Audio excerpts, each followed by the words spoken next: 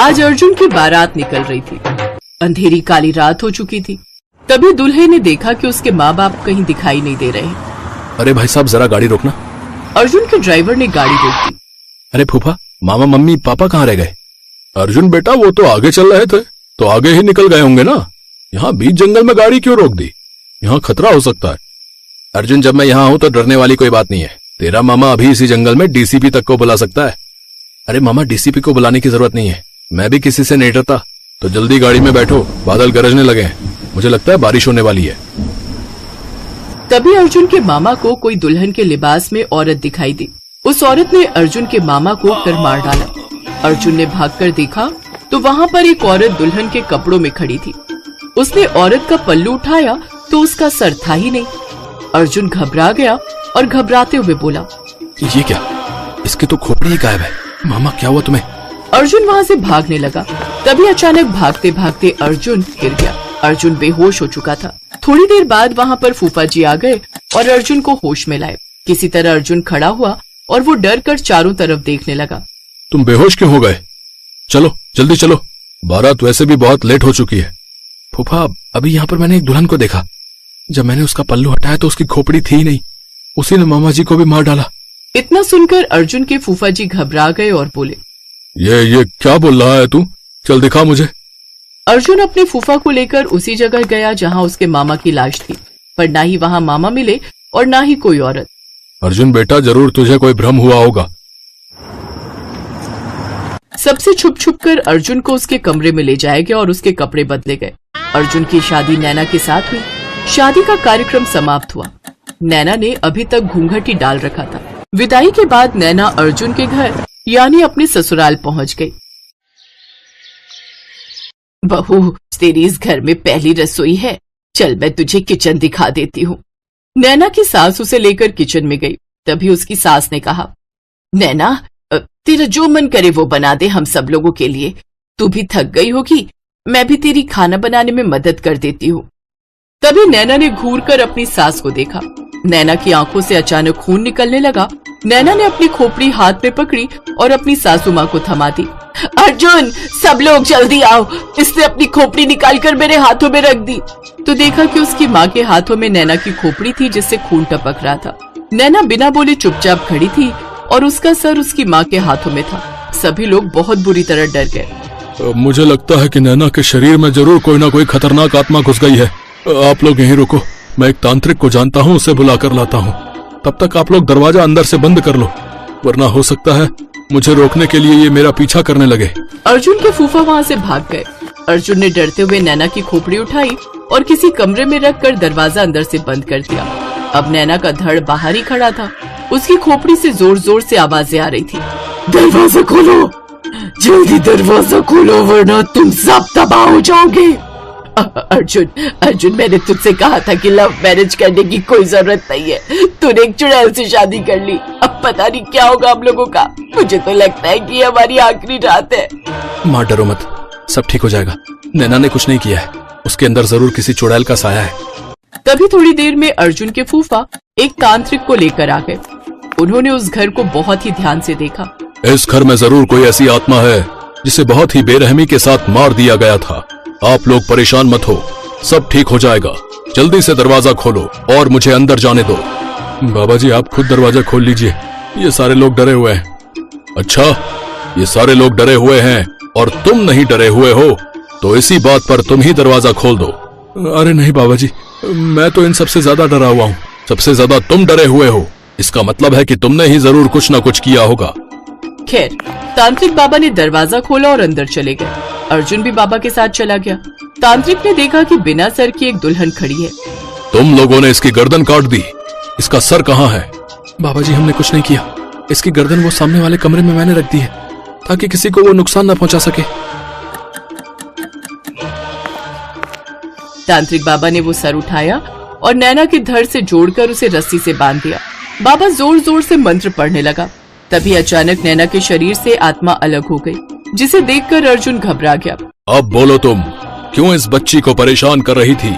2 साल पहले की बात है। मेरे घर वाले जबरदस्ती मेरी शादी कर रहे थे, पर मैं किसी और से शादी करना चाहती थी। इसीलिए मैं शादी के मंडप से अपने प्रेमी के साथ भाग गई। भागते भागते हम दोनों पास वाले जंगल में पहुंच गए, पर मेरे प्रेमी ने ही मुझे मार डाला। पुलिस ने भी उसे कोई सजा नहीं दी। मेरे माँ बाप पुलिस के सामने गिड़गिड़ाते रहे, पर उन्हें न्याय नहीं मिला, क्योंकि वो प्रेमी कोई और नहीं बल्कि इस अर्जुन का मामा था, जिसे मैंने मौत के घाट उतार दिया। देखा फूफा जी, उस रात मैंने कहा था ना कि मामा को किसी चुड़ैल ने मार डाला है, पर आप मेरी बात नहीं माने। वो मेरा भ्रम नहीं था। तो तुम इस परिवार के साथ गलत क्यों कर रही हो? चुप करो तुम लोग। खैर, मैं उसके परिवार में किसी की भी लव मैरिज नहीं होने देना चाहती थी, इसीलिए मैं अर्जुन की हत्या भी उसकी प्रेमिका के हाथों कराना चाहती थी, पर नाकाम रही। नहीं, अर्जुन को कुछ मत करना। अगर आपको बदला लेना है तो मेरी जान ले लो। नैना की बातें सुनकर उस आत्मा का दिल पसीज गया। तुम्हारा प्यार सच्चा है। अब आप सब आजाद हो। अब मैं आप सबको कभी परेशान नहीं करूंगी, क्योंकि मेरा बदला पूरा हो गया है। पर अगर नैना को धोखा देने की कोशिश की तो मैं अर्जुन को जिंदा नहीं छोड़ूंगी। इतना बोलकर आत्मा गायब हो गई। बाबा भी वहां से चले गए और वो लोग खुशी खुशी रहने लगे।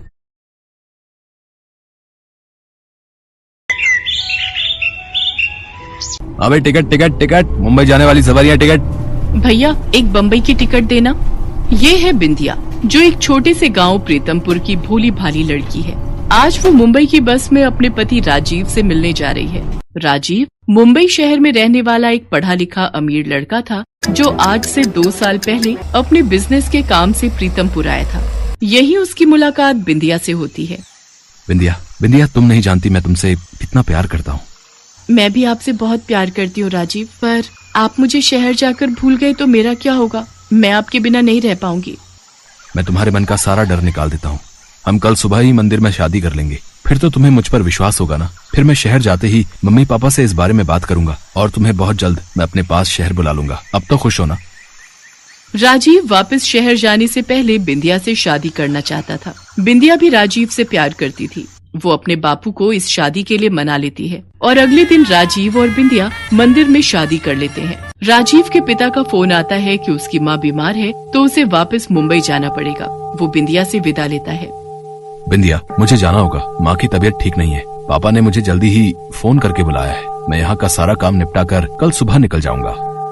राजीव, मैं तुम्हें जाने से नहीं रोकूंगी। तुम्हारी माँ की तबीयत ठीक नहीं है, उनकी देखभाल करना तुम्हारा पहला कर्तव्य है। मैं तुम्हारा इंतजार करूंगी। राजीव, जल्दी लौटना। बिंदिया राजीव को विदा कर देती है और दूर तक जाते हुए उसे देखती रहती है। राजीव अपने घर पहुंचता है। वो देखता है कि उसकी माँ बिल्कुल ठीक है। माँ, ये सब क्या है? आप तो बिल्कुल ठीक हो। आपने तो मुझे डरा ही दिया था। राजीव बेटा, तुम्हारे पापा जानते थे कि मेरी बीमारी का सुनकर तुम नहीं रुक पाओगे। ये सब प्लान इन्होंने ही बनाया था। तुम्हारे पापा के दोस्त मनोहर और नीलिमा की बेटी प्रियंका अमेरिका से पढ़ाई करके वापस आ गई है और हम चाहते हैं कि तुम दोनों जल्दी से जल्दी सगाई कर लो, ताकि हम शादी का मुहूर्त भी निकलवा लें। पर माँ, मैं प्रियंका से सगाई नहीं कर सकता। मेरी शादी हो चुकी है बिंदिया से। कैसी बेवकूफों जैसी बातें कर रहे हो राजीव? कौन बिंदिया? तुमने किससे शादी कर ली, और वो भी हमारे बिना? राजीव अपने माता पिता को बिंदिया के बारे में बताता है। पापा, मैंने बिंदिया से वादा किया था कि मैं उसे शहर लाऊंगा। तो चिंता मत कर राजीव बेटा, मैं अपनी बहू को लेने जाऊंगा और वापस लेकर आऊंगा। तुम अपनी माँ के पास रहो और उसका ख्याल रखो। मैं कल तक वापस लौट आऊंगा। सच पापा, आप बिंदिया को ले आओगे? हाँ बेटा, चलो अब तुम अपने कमरे में जाकर आराम करो, फिर हम रात के खाने पर मिलते हैं। राजीव अपने कमरे में चला जाता है। मेरे आने तक तुम राजीव का ख्याल रखना। मैं इस बिंदिया का बंदोबस्त करके आता हूँ। राजीव बिंदिया के ख्यालों में खो जाता है। उधर राजीव का पिता प्रीतमपुर पहुँचता है। बिंदिया राजीव के पिता की बहुत इज्जत करती है, पर उसके पिता को तो बिंदिया से नफरत हो रही थी। देखो लड़की, तुम शायद जानती नहीं हो, हम मुंबई शहर में जानी मानी हस्ती हैं। हमारा खानदान बड़ा है और तुम हमारे लिए एक कीड़े के समान हो, जिसे हम अपने पैरों तले रौंद सकते हैं। इसलिए आज के बाद मेरे बेटे से मिलने की कोशिश भी मत करना, वरना मुझसे बुरा कोई नहीं होगा। राजीव का पिता पूरी तरह से बिंदिया का अपमान करके वापस लौट आता है और राजीव को झूठ बोल देता है कि गांव वालों ने बिंदिया और उसके पिता का बहुत अपमान किया, इसलिए उसने नदी में कूदकर अपनी जान दे दी है। नहीं पापा, बिंदिया मुझे छोड़कर नहीं जा सकती। मैंने उससे कहा था कि वो मेरा इंतजार करे। राजीव, तुम्हारे पापा गए थे बिंदिया को लेने, पर शायद उसका और तुम्हारा साथ यहीं तक लिखा था। अब होनी को अपना लो बेटा और आगे बढ़ो। प्रियंका तुमसे मिलने आई है, कुछ देर उससे बात करो, तुम्हारा मन ठीक हो जाएगा। हेलो राजीव, माय डियर, कैसे हो? मेरे अमेरिका जाने के बाद तो तुम मुझे बिल्कुल ही भूल गए, और तुमने अपना क्या हाल बना रखा है? चलो हम कहीं घूमने चलते हैं। मेरा मन नहीं है प्रियंका, मुझे अकेला छोड़ दो। जब प्रियंका इतना कह रही है तो कुछ देर के लिए चले जाओ, तुम्हारा भी मन लग जाएगा।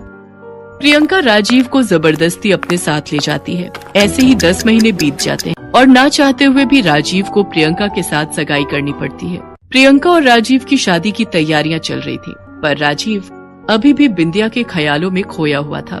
वो अक्सर उसके लिए रोता रहता था। उधर बिंदिया सब गांव वालों का अपमान सहते हुए भी राजीव और अपने प्यार की निशानी एक बेटे को जन्म देती है। बिंदिया मेरी बेटी, तू अकेली इस बच्चे को लेकर मुंबई जाना चाहती है? बाबा, मुझे अपने लिए कुछ नहीं चाहिए, मैं बस एक बार अपने बेटे को उसके पिता से मिलवाना चाहती हूँ। जो वादा राजीव ने मुझसे किया था वो उसको भूल गए। एक बार मैं राजीव से मिलकर उनसे पूछूंगी कि उन्होंने मेरे साथ ऐसा क्यों किया, झूठे वादे क्यों किए। मुझे मत रोको बाबा, मुझे एक बार जाने दो। अचानक ही याद सोचते सोचते बस को झटका लगता है और बस रुक जाती है। बिंदिया अपनी यादों में से वापस आ जाती है और उसकी आंख खुल जाती है। मुंबई आ गया, मुंबई। ओ बहन, बस रुक गई है, मुंबई आ गया है, चलो उतरो, सारी सवारी उतर गई है, चलो चलो। बिंदिया अपने बेटे के साथ बस से उतरती है और राजीव के पते पर पहुंचती है। गार्ड उसका रास्ता रोक लेता है और उसे अंदर जाने से मना कर देता है। राजीव साहब से कोई नहीं मिल सकता, आज उनकी शादी है, सब लोग शादी की तैयारियों में लगे हुए हैं, चल जाए यहाँ से। राजीव की शादी होने वाली है, अब मैं उनसे कैसे मिलूंगी? मुझे किसी भी तरह उनसे मिलना होगा। मुन्ना, मैं तुझे तेरे पिता से मिलवा कर ही रहूंगी। काम करने जाते कुछ लोगों में बिंदिया छुप जाती है और किसी तरह अंदर पहुंच जाती है। अरे अंदर कैसे आ रही है, कौन है तू? जी, मुझे यहाँ पर काम के लिए बोला था। अच्छा अच्छा, तुझे सेठ जी ने भेजा है। एक काम कर, अपने बच्चे को वहाँ लिटा दे और ये शरबत के गिलास मेहमानों को दे दे, ठीक है? बिंदिया अपने चेहरे को पल्ले से ढक लेती है और मेहमानों को शरबत देने लगती है। अचानक एक ठोकर से शरबत का गिलास प्रियंका के पिता मनोहर के कपड़ों पर गिर जाता है और वो गुस्से में बिंदिया को थप्पड़ लगा देता है, जिससे बिंदिया का घूंघट हट जाता है। तुम्हें किसने काम पर रखा है? मेरा सारा सूट खराब कर दिया, निकालो इसे यहाँ से। पता नहीं कहाँ कहाँ से आ जाते हैं। बिंदिया, तुम जिंदा हो? आपकी हिम्मत कैसे हुई मेरी पत्नी पर हाथ उठाने की? ये मेरी पत्नी है बिंदिया। बिंदिया, ये यहाँ क्या कर रही है? सब लोग बिंदिया नाम सुनकर हैरान रह जाते हैं। बिंदिया फूट फूट कर रोती है। इतनी देर में उसका बेटा भी रोने लगता है। वो उसे गोदी में उठा लेती है। ये सब क्या हो रहा है? मुझे कुछ समझ में नहीं आ रहा है। मुझे तो कहा गया था कि तुमने नदी में कूदकर अपनी जान दे दी है। तुम जिंदा हो और ये बच्चा? ये हमारे प्यार की निशानी है राजीव, ये हमारा बेटा है। मैं गरीब हूँ, शायद इसलिए तुम्हारे पिताजी ने मेरे मरने की झूठी खबर तुम्हें दी। मैं अकेली तो रह लेती, पर अपने बेटे को उसके पिता से मिलवाना भी जरूरी था, इसलिए मैं तुम्हारी तलाश में शहर आ गई। राजीव बिंदिया और अपने बेटे को गले से लगा लेता है और उन दोनों को लेकर वहाँ से जाने लगता है। चलो बिंदिया, यहाँ प्यार करने वालों के लिए कोई जगह नहीं है। हम अपनी नई दुनिया बसाएंगे, प्यार की दुनिया। मुझे माफ कर दो बेटा, मुझसे बहुत बड़ी भूल हो गई। हमें इस उम्र में यूं छोड़कर मत जाओ। बहू, मुझे माफ कर दो, मेरी आंखों पर अमीरी का पर्दा पड़ा था। रुक जा राजीव, अपनी माँ को यूं छोड़कर मत जा। रुक जाओ बहू, रुक जाओ बहू। राजीव के माता पिता दोनों फूट फूट कर रोने लगते हैं। ये देखकर बिंदिया राजीव को अपने माता पिता को माफ करने के लिए कह देती है और वो दोनों रुक जाते हैं। राजीव के माता पिता अपने पोते को गले से लगा लेते हैं। उस दिन के बाद बिंदिया और राजीव अपने बेटे के साथ नई जिंदगी की शुरुआत करते हैं।